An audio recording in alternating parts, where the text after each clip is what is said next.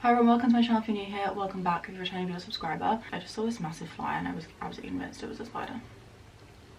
That kind of sets the tone of the video because what we're about to experience is truly horrifying. I am going to be attempting to film and attempting to complete a 24-hour readathon. I have never done one of these, so I have no idea what to expect. I feel like that's the thing that's like really freaking me out, but I feel like it's gonna be fine because we're just gonna give it a go and see how it ends up. I've been given a really gloomy day for it. It's raining, perfect reading weather. I'm gonna be running it from 11 AM on the 22nd to 11 AM on the 23rd of August. And the reason for this is because my mum is away at the moment. She is overseas and her average wake up time is like 5:36. Excuse the fly, that's really, really gross and annoying. And that means that my cat also believes that his breakfast time should be 5:30 or 6 or even earlier, which means that every single morning, because my mum's not here, he scratches at my door, comes in and then will meow at me non-stop until I get up and feed him. My personal average wake up time is now 5:36, so I feel like it would be a good idea to start at 11, read through the day, read as late as I possibly can. I'm gonna be honest, I will need to sleep at some point because I don't do well with no sleep. It like just will mess up everything.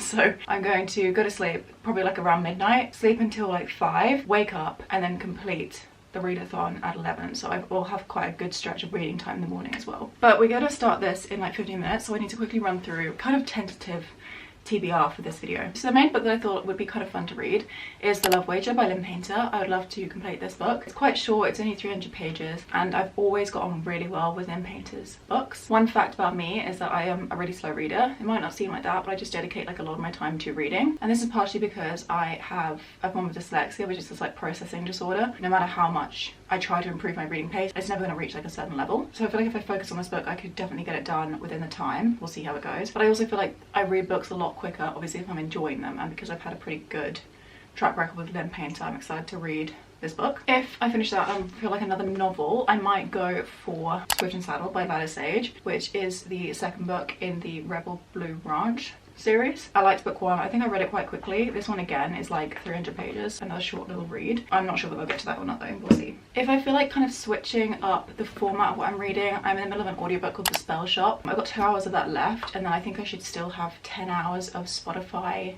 listening time, so I could pick another audiobook. I might listen to my audiobook while I'm like making lunch and stuff like that, things where I can't be physically reading. And then if I feel like switching up the formats in a different way but still like, you know, physically reading, I have this comic book. This is Black Widow, the complete collection. I got given this for my birthday like years ago, so it would be great to finally give it a go, and it looks really fun and like could be also quite a quick read. And then I also have The Legend of Zelda Ocarina of Time, another book that I was given a long time ago. It's a manga, and I don't know, it just looks fun, and like it might kind of switch up my reading if I'm starting to like go insane by it. I also have this tiny little book that might be fun if I just want a win, because it's literally like 2 chapters long. It's so tiny, like definitely the smallest book I own. This is The Black Cat by Edgar Allan Poe, so we could do that one as well. And I'm also in the middle of this Eve Babbitt's like essay collection. I could read like a couple of essays here and there if I feel like something a little bit more literary. But there you go, that's the kind of tentative TBR, but I definitely could like peruse my shelves and see something else if I'm in the mood for like a specific genre or something like that that's not like romance or one of those books I mentioned. But yeah, I'm really excited to kind of get into The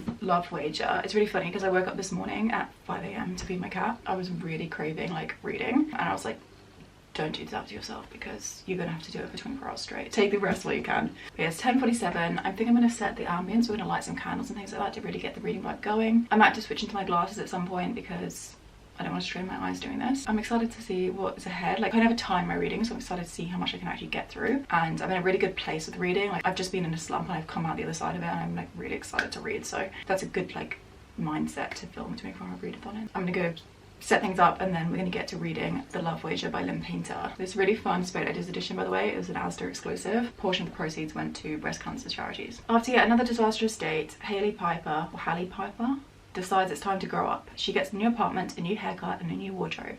When she logs into an app to find new love, she matches with none other than Jack, the guy the wrong kind of sparks had flown with just weeks earlier. Agreeing that they are absolutely not interested in each other, Jack and Hallie realize that they're each other's perfect wrong person and join forces in their search for the one. They even place a wager on who can find romance first. But when they agree to be each other's fake dates for a wedding, all bets are off, because as they pretend to be a couple, they struggle to remember why dating for real was a bad idea to begin with. That's really fun. Let's go.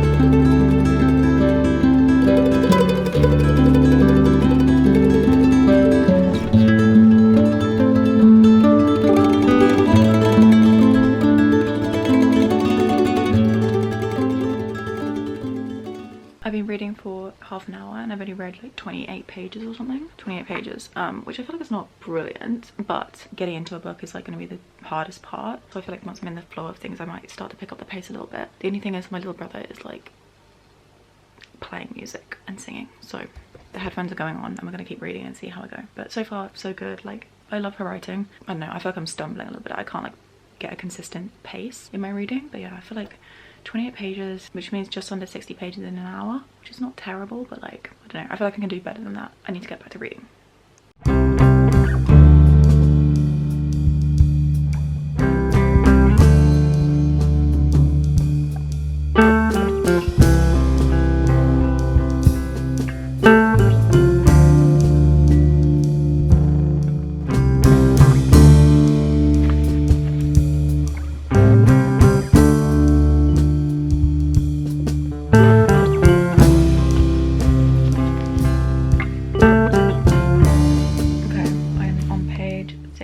And it is 3 minutes past 12, which is kind of what I guessed would happen. 60 pages a minute? That means a minute, what? I wish. 60 pages in an hour is exactly a page a minute, which is kind of fun. And this book is like 300 pages. I feel like it's going to take me quite a few hours to get through. But whatever, I'm gonna get back to reading. Probably at 1 o'clock I'll go make some lunch and I'll listen to my audiobook, but for now I'm just gonna binge as much of this book as I can. Okay, I look like a wreck because I've just been lying here for like 2 hours, but I finally hit the 100-page mark of The Love Wager. It's like 5 to 1 and I'm on page 117. Excuse my pen bookmark. Annoyingly, the edition of my book doesn't have pages like on Goodreads. I don't know if you've ever experienced that before, but it's annoying. So I feel like we should calculate how fast through I am. I feel like I've made no progress because when I take Goodreads, it just says I'm in the middle of reading it. Let's do this. 117 divided by 289 times 100. I am 40% through The Love Wager, which I'm not mad about. I would love to be halfway. I feel like I'm not doing too badly, but right now I'm sick of reading.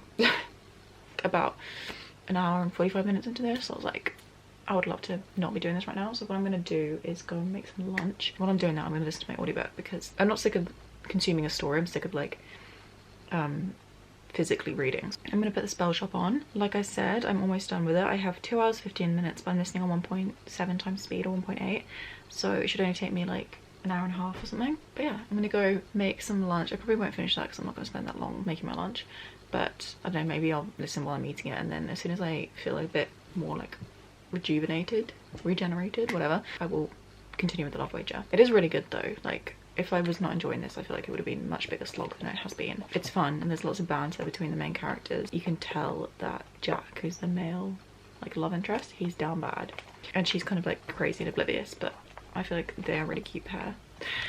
I'm 2 hours in to 24 hours and I'm like tired, please.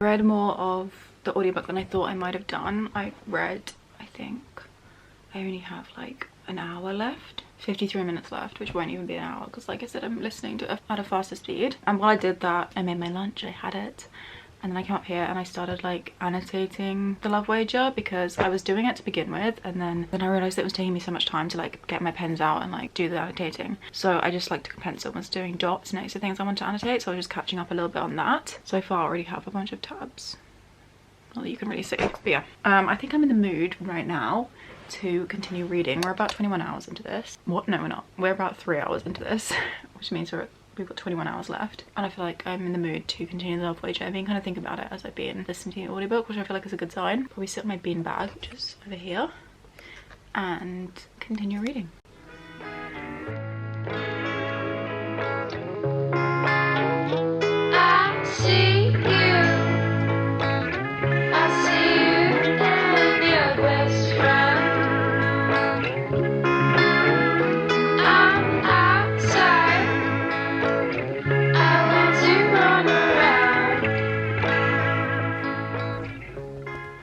So it's 3:30 and I am on page 200. I won't lie to you, I have been going at such a slow pace. I haven't like not been reading, but I've just been like taking my time with it. So I have 89 pages to go, but I feel like I'm gonna have a little break, listen to my audiobook some more, maybe finish it and either annotate the book or do some like crafting activity, something like that, because I don't want to read. It's going so well, isn't it? I have 19 hours left, so we've been reading for almost 5 hours, which is fine, except that it's not.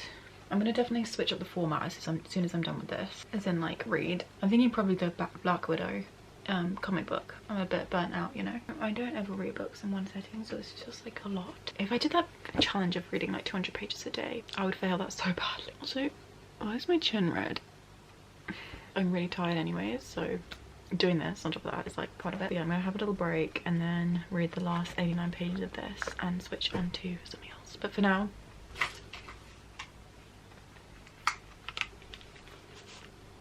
audiobook time.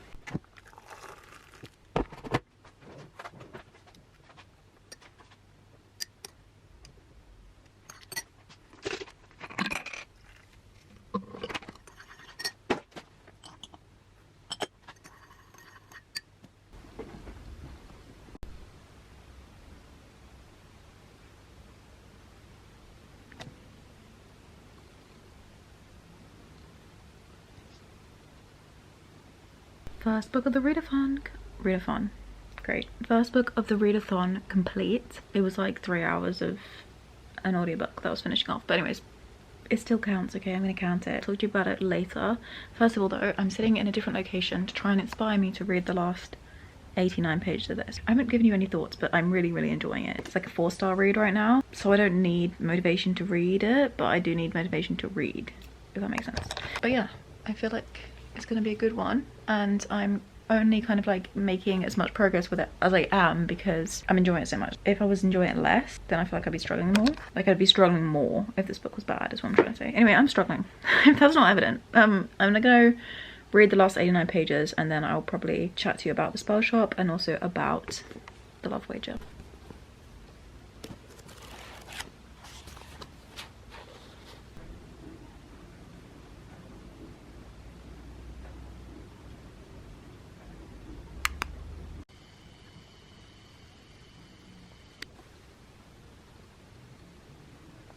Guys, I'm so distracted. Look at this little angel. He looks like a little cherub, like lounging. I could cry, honestly. Like, look at him. Oh, it's too much. He's distracting me from reading. And it's stupid because I'm in the last like 50 pages, even less than that. Stop. What a dream boy. What a sweetie pie.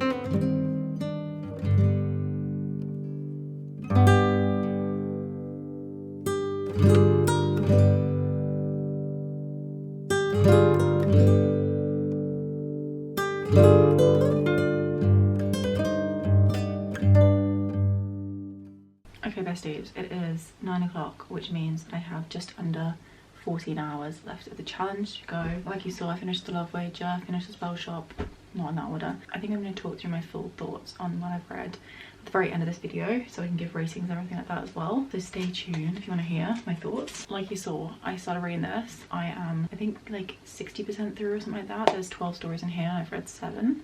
Or I'm up to the 7th, I don't know.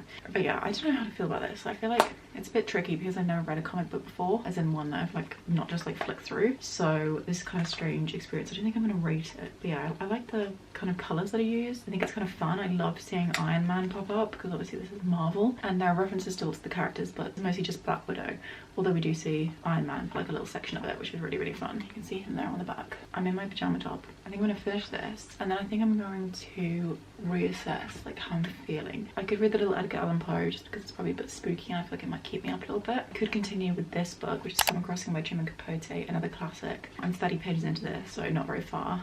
That's an option, but it's kind of like big brain energy because it's a classic. I don't really feel like reading the Zelda book maybe tomorrow. I can't really start any novels, so I don't think I'm going to get through them. I don't know, I feel like I'm going to talk to you about that when we get to it. And also I was trying to find an audiobook that's short enough that I actually be able to finish, and I can't really find ones that I'm interested in because I don't want to be reading a book just for the sake of it. I think I'm going to finish the Black Widow one and then have a chat with you, see what the time is, how I'm feeling, how tired I am, and whether I can be living anymore. But yeah, I'm going to put my glasses on, I think, because like, your girl is blind in one eye, basically.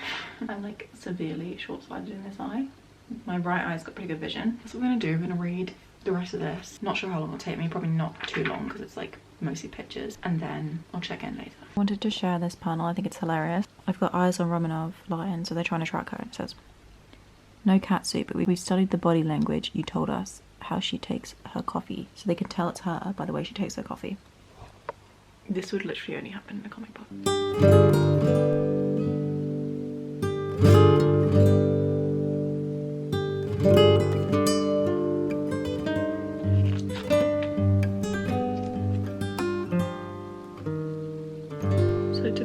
Like 35 to 40 minutes to finish this. The ending was really, not the ending, the last couple of comics I didn't love, but the latter half was better. So the time currently is almost 10 and it took me like 35-40 minutes. Now I don't know what to do.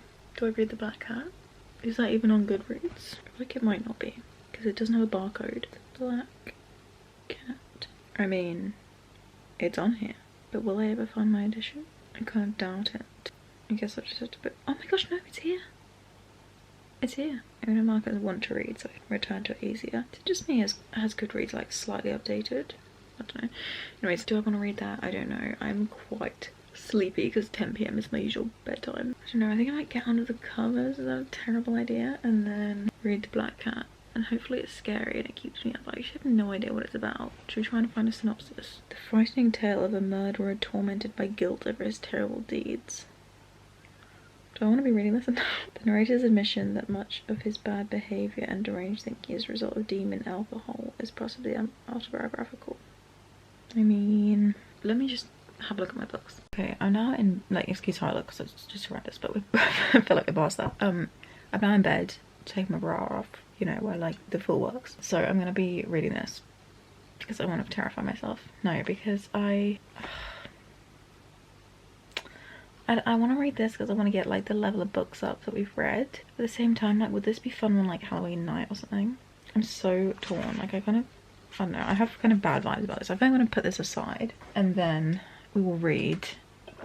I mean, this is kind of wild, but I'm going to try and read the entirety of this. This is 280 pages. The reason why I think this could be kind of good is because I am pretty sure I read The Love Wager in about 5 hours, give or take. And I have 6 hours left of the readathon when I wake up. And I know I'm obviously not going to be reading at like my highest pace because or my fastest speed because I will be exhausted, you know, because it's 6 AM. But at the same time, if I get this started now, do you know what I mean? Like, I don't want to... I'll get through a couple of chapters now and we'll see. And then if I don't finish this within the 24 hours, then I will finish the book basically and then sum the video up for you if I have the mental capacity to be reading anymore after the 24 hours is up. But for now, I'm gonna quickly start this. I think I might read till like 11. We'll see how much I get through in that time. I don't know. I'm gonna give this a go and then I'm gonna go to sleep because I'm kind of tired. I am in quite like a reading mood right now, but I won't want to read like as soon as I've read a couple of chapters of this, I feel. So I'm gonna go read and then I'm gonna go to sleep and then hopefully wake up for like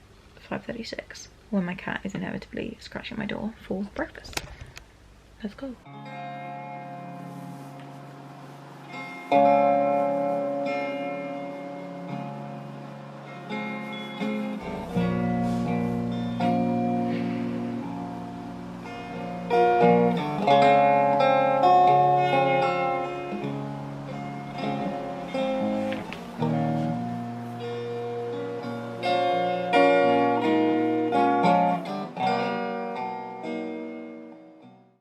I just woke up and I'm pretty sure I look as bad as I feel.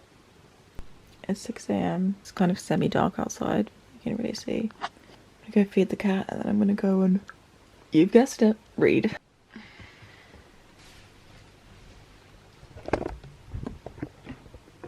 It's cold, bestie. It's like autumn is fully on its way. Why is this lighting so yellow?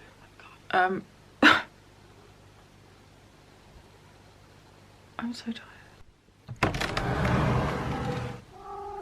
Hi, best boy. You're very excited, aren't you? You are? Let's go.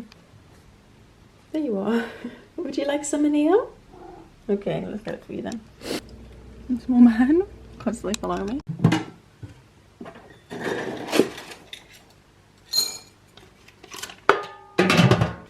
He's having his favourite flavour. Chicken is his favourite. He's probably going to freak out even more. Let's deliver it to him. Come on, Bean. Are you going to beat me? Of course. Put some lights on in here. It's dark, isn't it? Wait. I need to put both of them down first. And then you can come for a kiss. You're welcome.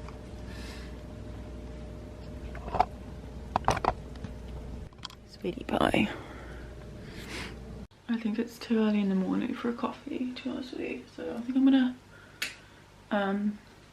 go back up, just have some water and stuff. And then probably in a couple of hours I'll get up and have a shower and make some coffee. But I think I'll feel sick if I have coffee now. Okay, besties. I'm back in bed because being alive right now seems like a terrible idea. I have 4 hours and 40 minutes left on the timer. I wish I had like 5 hours 40 minutes because I feel like that would be more realistic. And I also tried to hack the system and see if I almost said Lost and Lassoed, which is book 3. I wanted to see if Swift and Settled was on Spotify as an audiobook. Gosh, it's pouring with rain. Anyways, it's not, so that plan goes out the window. So right now I'm gonna go and just physically read as much as I possibly can.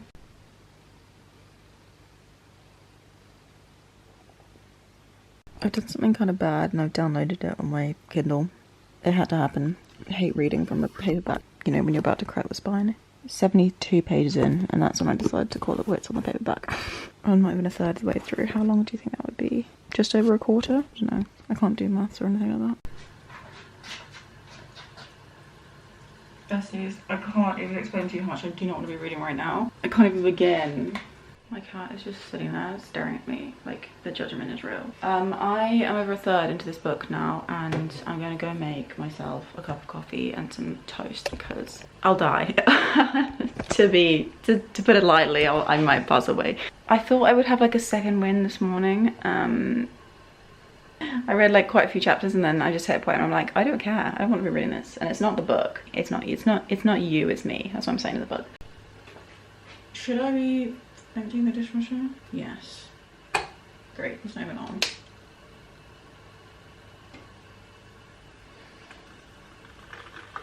Waiting for the coffee to brew, slay. Don't mind me just reading my silly little novel, my silly little book. Why do I look better backlit?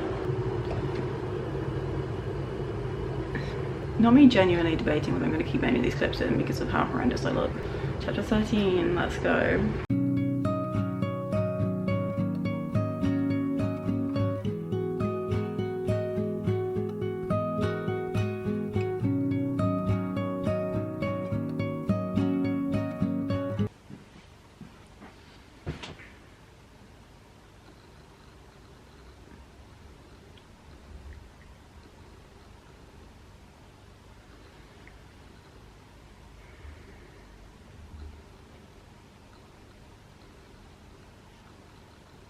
Oh my gosh.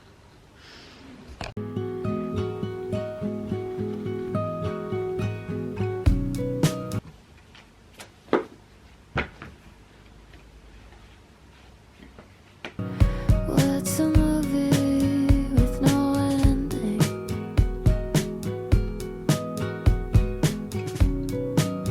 Or a horse without its feels?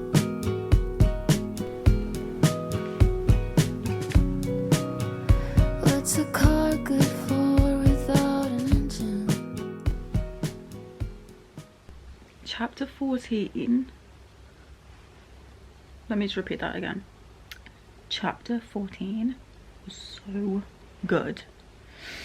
You know, like screaming, kicking your feet, it was that kind of vibe. Gosh, I look horrendous. Still. Maybe we take my glasses off. I'm gonna have little red dots in my eyes. Yeah, I love this book basically. It's not like a 5-star, I don't think, but it's up there. It's like sitting at like at least a 4, maybe 4.5, depending on how things go. But I feel like it's gonna be a 4 because I don't really like her spice, and we haven't got to that yet. I prefer this so much more over done and dusted. It's crazy. I'm 121 pages in though, so I'm kind of sucking. According to my Kindle, I have 2 hours 49 minutes left, which I think is too much. Let me check my phone.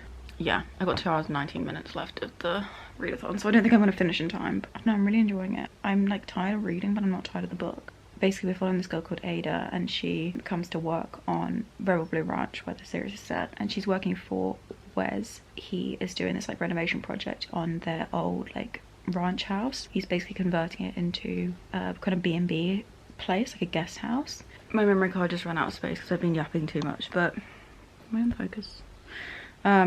Yeah, so she's like helping this renovation project, but the problem is the first time she arrives into town, which kind of gives vibes of the previous book, she makes out with Wes, not knowing it's Wes. She thinks it's just some random cowboy in the town. So there's like this automatic like bad vibe between them because it's like this awkward kind of sexual tension going on. But what I really like about this book is that it's like kind of flirty and fun or whatever, but there's a real like heart, which is not just the found family aspect. That was like the real heart of the first book and probably the only thing that I really truly loved. But in this one, both of the characters have things they're dealing with. So Ada is 1 year post-divorce, and her husband was, I'm pretty sure was like abusive in some way or another, or at least just like really, really controlling of her. So she's got like lots of like expectations of men based on her experience with them, which she's kind of having to like relearn through Wes. He's like a golden retriever and she's a black cat, so he's meant to be like joyful and positive and like breathe so much life into everything. And there's this line that was just beautiful that was like, I kept driving trying not to get distracted by the suns, the one in the sky and the one sitting next to me, bathing everything I could see in light. So cute. But Weston, that's his full name by the way, Weston Ryder, that's the worst part of this book. Weston has, I think it's is he manic depressive?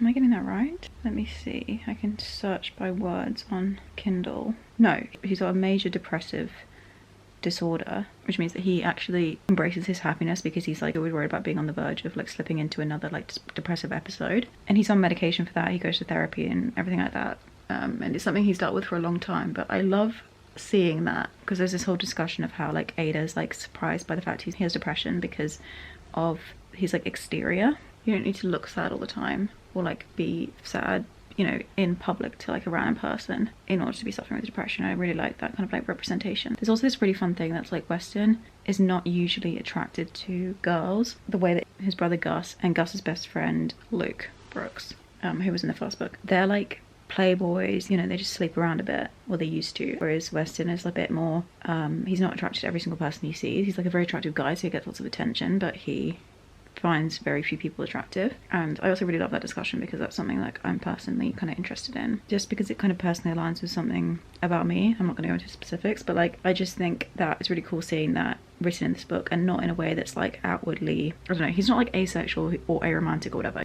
He just like is slower to become attracted to people, and I really like that because I think it's an important discussion to have. That's kind of like a spectrum, you know, and everybody's at a different point in that, and Wes just happens to be further one side than the other. So yeah, all in all, like a really positive book, although I need to stop yapping and get back to reading. I definitely do think I'm going to finish it before the time's up, but I don't know, we'll see. I'm having a good time with it. I'm really, really enjoying it. I'm really surprised because I honestly got bad vibes because I gave the previous book 3 stars, and honestly at some points it felt like a 2, and I hate this cover. So the first thing is, nobody's overalls look like this, so I don't know what was going on with the shading there or whatever. Her hair's cute, she looks cute, whatever. His facial expression, are we for real right now? Oh my gosh, it's like those memes of guys like going in to kiss you. I just truly think this is a terrible cover.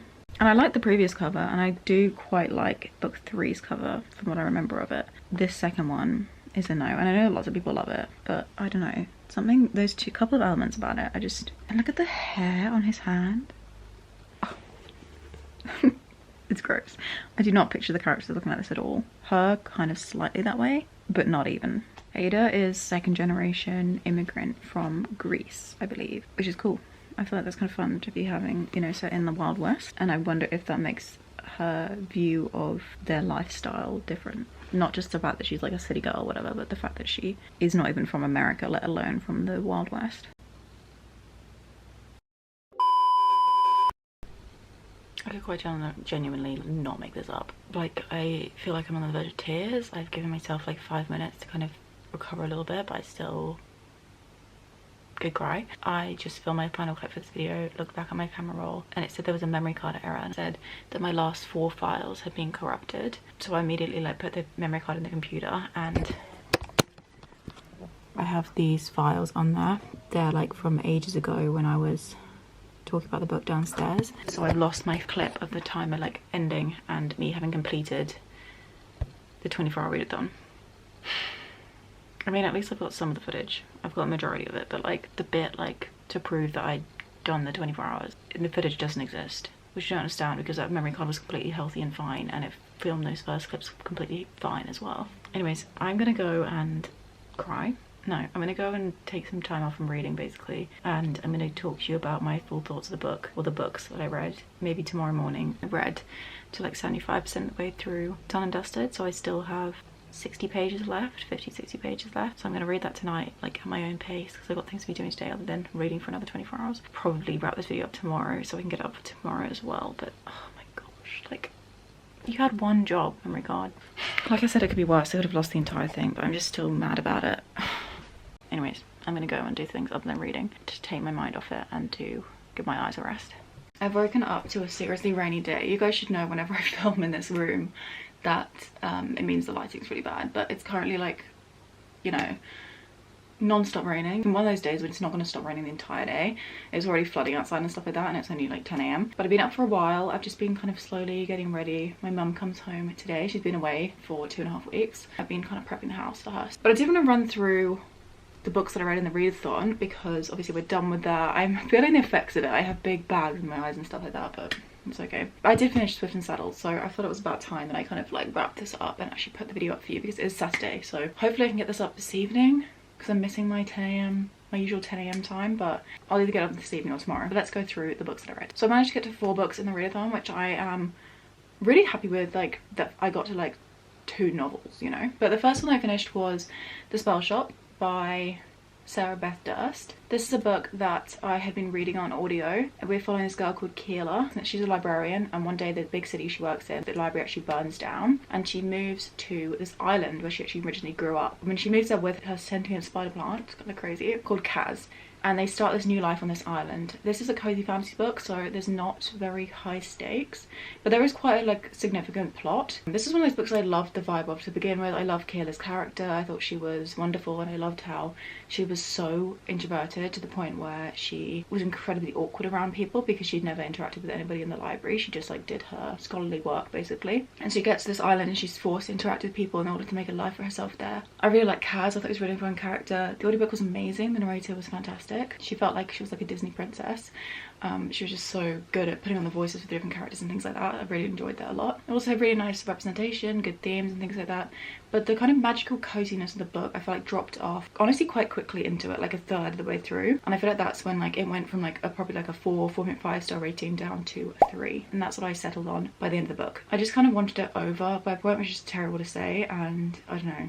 Overall, like a well-written story. I just felt like the plot was quite like meandering in the way that like it went somewhere. A problem would be solved in the exact same way that we would see it solved later and later on throughout the book. It was just a little bit repetitive, and for that reason I gave it 3 stars. But yeah, I was really happy to finish that off. I know that's kind of cheating because we didn't finish the entire book, but I mean we didn't read the entire book, but I finished it and I think that counts a little bit. Next I got onto The Love Wager by Lynn Painter, my 3rd Lynn Painter. I read Better Than the Movies and gave that 5 stars.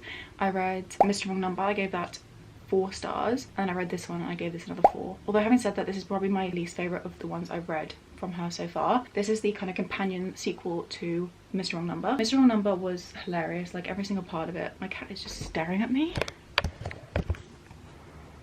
I mean, someone knows how to judge, I'll tell you that. I feel like I messed up the angle. Mr. Wrong Number was hilarious. Like, I couldn't fault it except for the fact that I felt like their connection was purely physical. This one literally starts with a one-night stand, so we guarantee that that's, you know, there's a physical aspect to it. But I just felt like there was more kind of chemistry between the characters. We definitely saw them friend-zoning each other after that initial experience, and then gradually catching feelings over the course of the book. We're following Jack and we're following Hallie. Like I said, they have a one-night stand. It's Jack's sister's wedding. The sister is the main character actually in Mr. Wrong Number. He has a one-night stand with the bartender who is Hallie, and then they learn to kind of, you know, push each other away. They become friends. They're kind of each other's kind of wing person. They both enter a dating app. They match on the dating app, but they know that they don't want to be together because they've friend-zoned each other, and they decide to kind of like support each other's dating escapades, and they have this wager, which is what the title of the book is about. Whoever can find their like true love first wins something from the other person. It's a really cute story. I love her writing. You know, I always wanted to pick this up, which I feel like was perfect for a 24-hour readathon. I never got sick of this. I don't know, I was never